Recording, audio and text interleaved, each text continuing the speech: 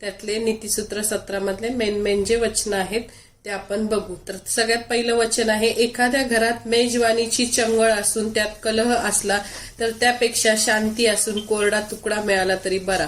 म्हणजे काय, एखाद्या घरात खूप सगळं पंचपक्वान आहे, रोज ताट भरून 10 प्लेट भरून 10 सगळे स्वीट मटन हे ते सगळं 10-15 अशा गोष्टी खायला आहेत आणि तिथं रोज नुसते सकाळ दुपार संध्याकाळ भांडणं असं असेल तर इथं देवाचं वचन काय सांगतं, एखाद्या घरात जर नुसती मेजवानी असेल म्हणजे पैसा पाणी भरपूर असेल आणि नुसती भांडणं असेल तर ते काही फायद्याचं नाही. पण झोपडीत राहून जर कोरडा भाकरीचा तुकडा जरी शांतीने खाल्ला तर ते खूप चांगलं असं देव बोलतो.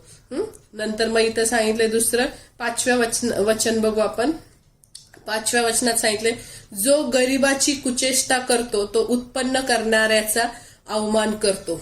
आता मग गरिबाची कुचेष्टा म्हणजे गरीब म्हणजे ज्याच्याकडे पैसे नाहीये, त्याला त्याच्याबद्दल गरीबाला एखादे लोक काय करतात, गरीब माणूस दिसला की त्याला छळतात.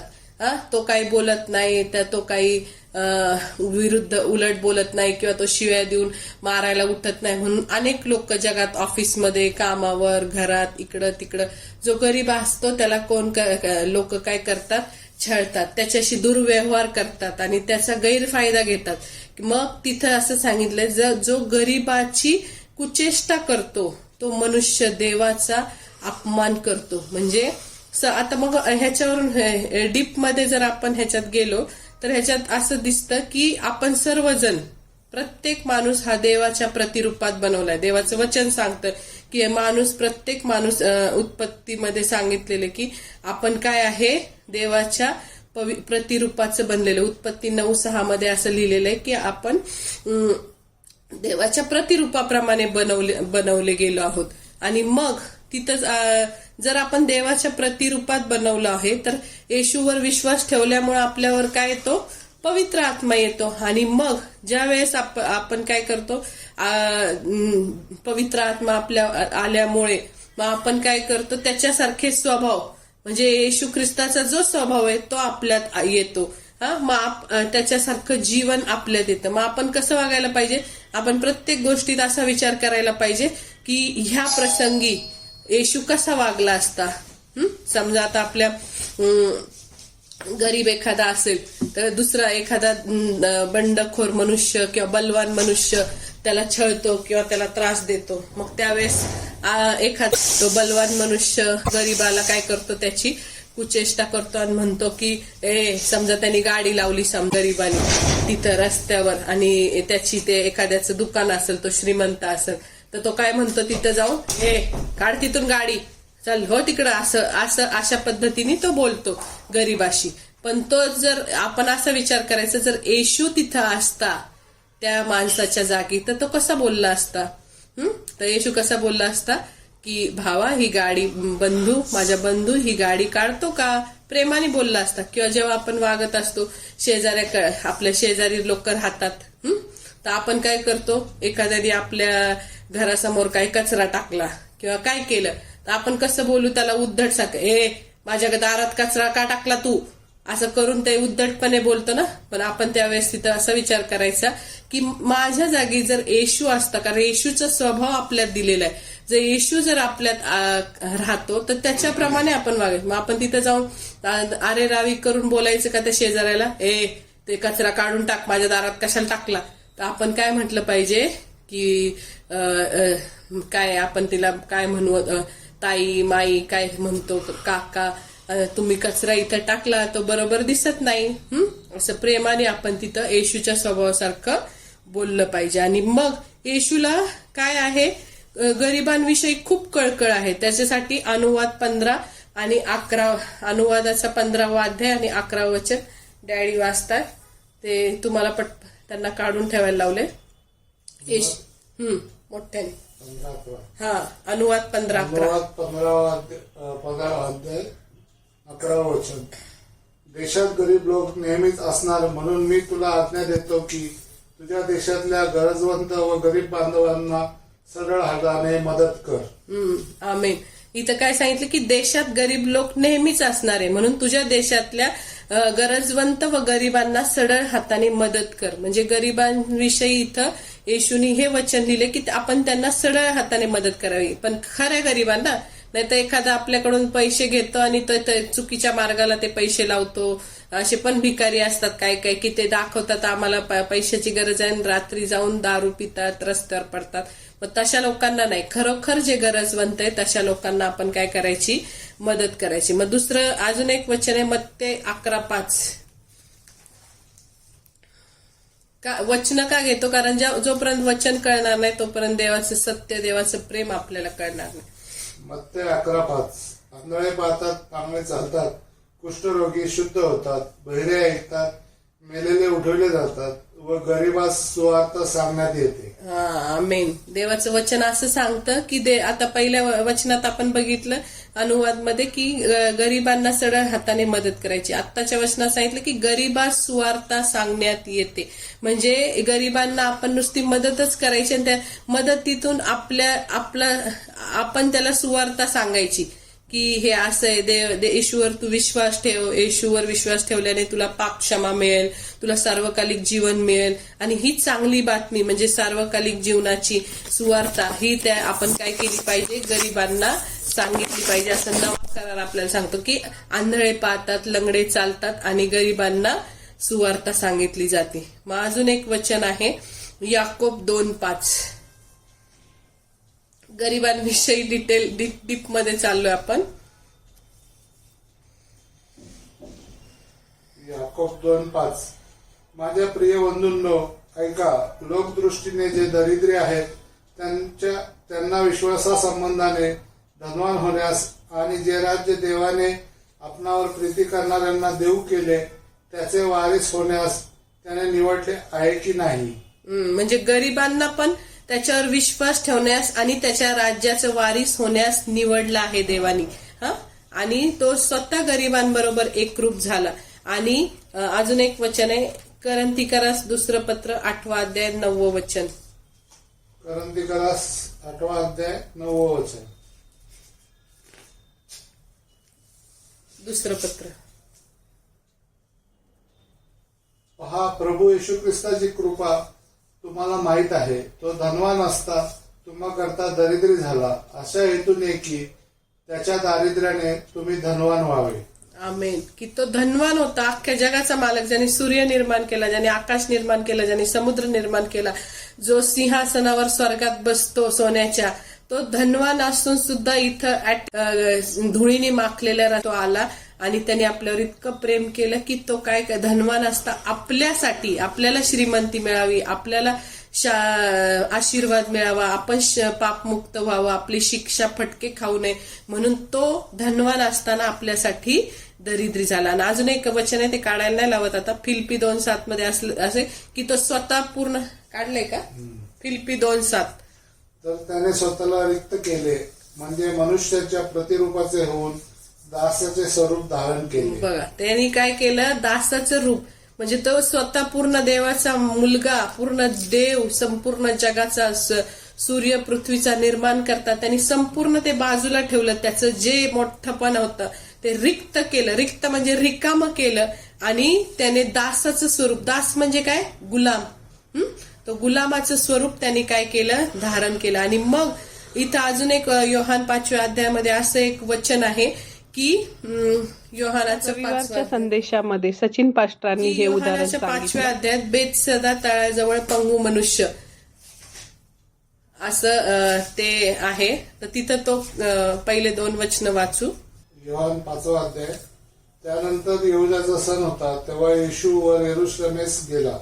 यरुशलेमेत मेंढरे दरवाजाजवळ एक तळे आहे, त्याला इब्री भाषेत बेतसदा म्हणतात. त्याच्याजवळ 5 पडव्या आहेत. त्यामध्ये रोगी, आंधळे, लंगडे, लुळे यांचा मोठा जनसमुदाय पडलेला असे. ते पाणी हलण्याची वाट पाहत असे. तर आता ह्याच्यात इथं काय लिहिलंय, त्यानंतर यहुद्यां सणाचा दिवस होता. म्हणजे तिथं सण होता. सण म्हणजे काय? जत्रा. जत्रा म्हणजे काय? जसं काय ते सगळे खेळणे लागतात, सगळे खाऊवाले असतात, सगळं सेलिब्रेशन, आनंदी आनंद काय असेल ते सगळे फूड मॉल सारखे स्टॉल बिल असं सण होता यहुद्यांचा. आणि त्या सणाच्या वेळेस तो मध्यभागी यरुशलेमेस वर गेला आणि तिथं मध्यभागी उभा राहिला. डावीकडं सण म्हणजे सेलिब्रेशन, सगळं आनंद लुटत होते प्रत्येक जण. आणि उजवीकडं पडव्या, 5 पडव्या, म्हणजे तिथं बेतसेदे तळाजवळ 38 वर्षाचा दुखणेकरी, सगळे शापग्रस्त लोक, दुखणेकरी लोक तिथं झोपलेले होते आजारी, आणि ते पाणी हलण्याची वाट बघत होते. मग तो काय, येशू कुठं गेला? सेलिब्रेशन वाल्यांकडे गेला का सणांच्या दिवसात? सण म्हणजे सेलिब्रेशन करणारे लोक होते. तर तो कुठं, त्यांनी काय चॉईस केलं येशूनी? येशूचे पाय कुठं वळाले? तर तो त्या गरीब पंगू मनुष्य जो 38 वर्षापासून पडलेला होता, त्याला त्याचं स्वतःचं खायला कोण देत नव्हतं, उचलत नव्हतं कुणी, त्याला तिथं त्या तळ्यापर्यंत नेत नव्हतं, अशा भग्न हृदयी लोकांकडं, दुःखी लोकांकडं पहिला येशू जातो.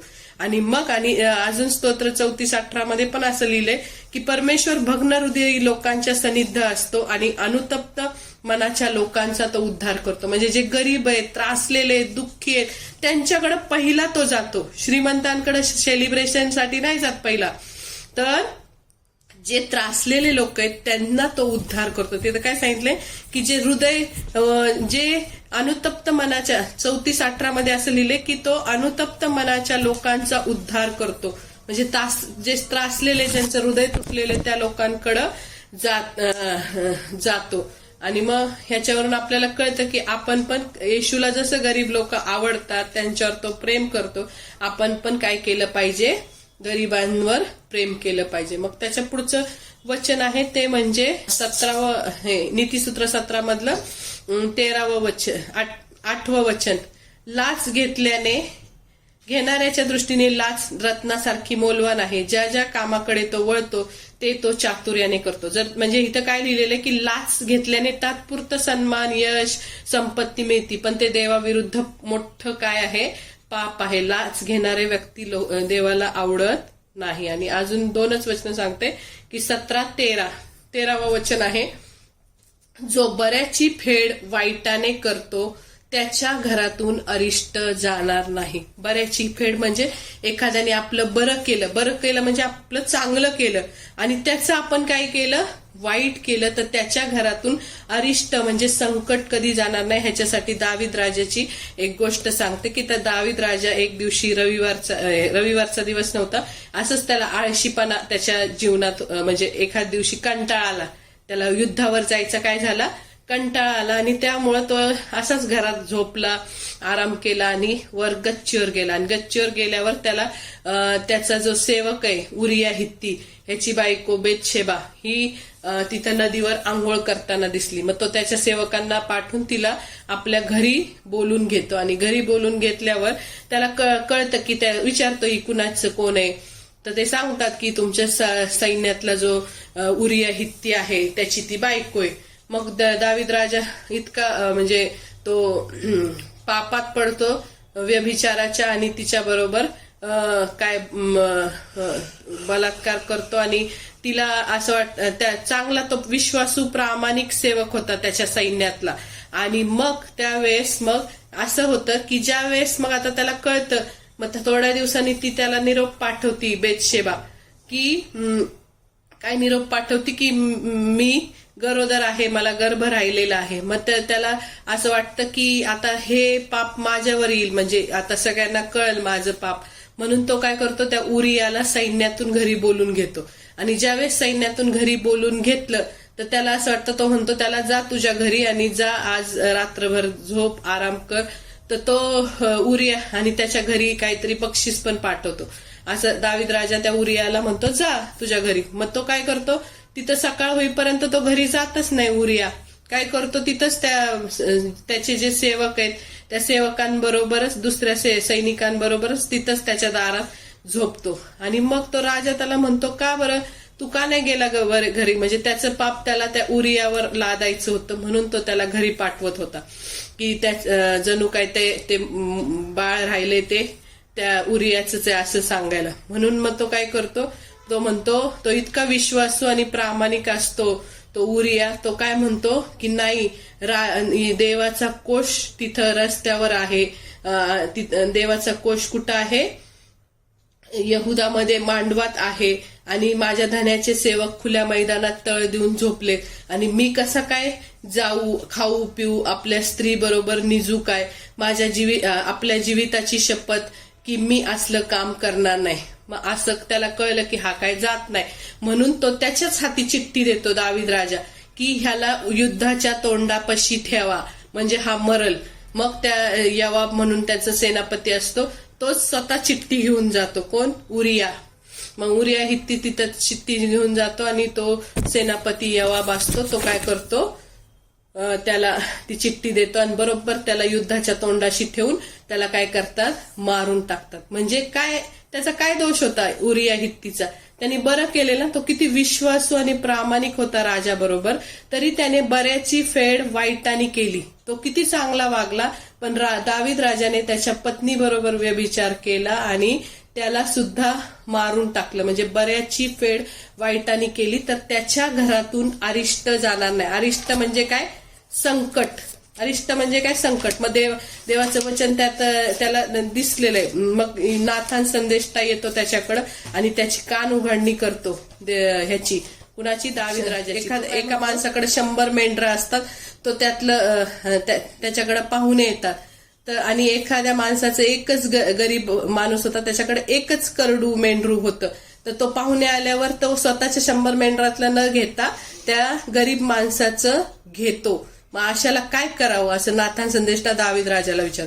मग तो म्हणतो की आशाला तर देहांताची शिक्षा द्यावी. मग तो म्हणतो तूच येतो, तूच तो माणूस वाईट आहे की ज्यांनी त्या बेतशेबा, उरियाकडे एकच मेंढरू होतं, त्याची बायको, ते आनंदात राहत होते, त्याची बायको तू घेतली आणि त्याला मारून टाकलं. त्यामुळं आता तलवार तुझं घर सोडणार नाही. तलवार जिथं कुठं जाशील तिथं तलवार म्हणजे तुझ्या घरातच असं होईल की तलवार तुझं घर सोडणार नाही. म्हणजे मग असं झालं दाविदाच्या घरात की त्यांनी हे व्यभिचार केला आणि बऱ्याचशी फेड वाईटाने केली. त्यामुळं त्याच्या घरात त्या सावत्र, त्याला बऱ्याच बायका होत्या ना, सावत्र बहिणी भावा बरोबर व्यभिचार करतात, आणि मग येतो एक भाऊ दुसऱ्याला मारायला जातो, एक भाऊ दुसऱ्याला तलवारीने मारतो, आणि खूप त्याचा सख्खा मुलगा त्याला मारायला लागतो, आणि ते पळून जाणं, आणि खूप तलवारी आणि नाही का नुसतं खून व्यभिचार असं त्याच्या घरात होतं. ते कुठल्या पापामुळं?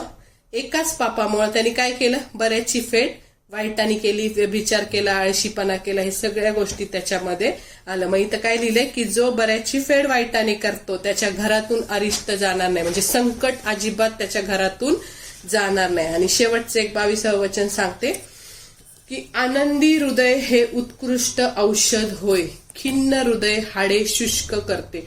आनंदी हृदय म्हणजे काय? आपण आनंदी पाहिजे, काही होऊ दे, आजारी असू दे, काही संकटात असू दे, आपल्याला माहिती आहे आपला जिवंत देव आपल्या बरोबर आहे, आपण कशाला काय काळजी करायची. मग तिथं कायम आपल्याला आनंदी हृदयाने वागायचं. आणि जर आनंदी हृदय असलं आपलं तर ते औषधासारखं असतं, म्हणजे आपल्याला औषध घ्यायची गरज नाही. नुसतं आनंदी राहिलं तरी काय होतं? आपलं आजार बरा होतो. आणि खिन्न हृदय, खिन्न म्हणजे दुःखी उदास हृदय हाडं शुष्क करतं, हाडं काय करतं? सडवतं, असं इथं सांगितलेलं आहे.